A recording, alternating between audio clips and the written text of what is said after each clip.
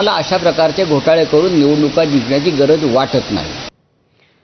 दरम्यान काल शरद पवार आणि आज संजय राऊत यांनी केलेल्या दाव्याची मुख्यमंत्री फडणवीसांनी खिल्ली उडवली।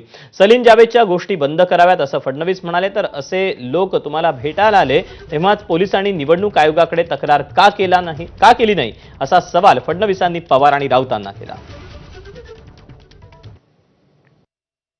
सलीम जावेदच्या स्टोरी चाललेल्या आहेत, अचानक या गोष्टी आठवण येत आहेत। माझा सवाल आहे, तुम्ही सगळे रिस्पॉन्सिबल अशा प्रकारचे नागरिक आहात, अशा प्रकारे जर तुमच्याकडे कोणी आलं, पोलीस कंप्लेंट का नाही केली?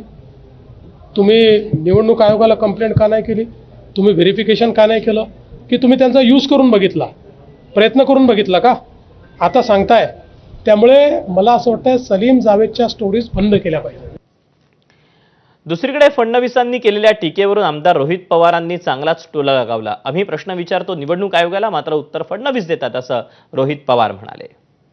आम्ही इलेक्शन कमिशनला बोलतोय, मुख्यमंत्री काय प्रवक्ते आहेत का इलेक्शन कमिशनचे? सांगावं। इलेक्शन कमिशन हे भाजपचे एक वेगळा विभाग आहे आणि त्या विभागावर जर कुणी बोललं तर भाजपचे नेते नक्कीच त्याला प्रत्युत्तर देतात। आम्ही ज्या ज्या मागण्या केलेल्या आहेत, आम्हाला पेन ड्राईव्हवर तुम्ही ती माहिती द्या, त्याच्याचबरोबर आम्ही तुम्हाला व्हिडिओ सुद्धा मागितलेले आहेत, ते व्हिडिओ तुम्ही देत नाही आणि देत तर सोडा, आम्ही जेव्हा ते मागितलं लगेच दुसऱ्या दिवशी निर्णय काढला जातो की तिथं आम्ही व्हिडिओ देणार नाही।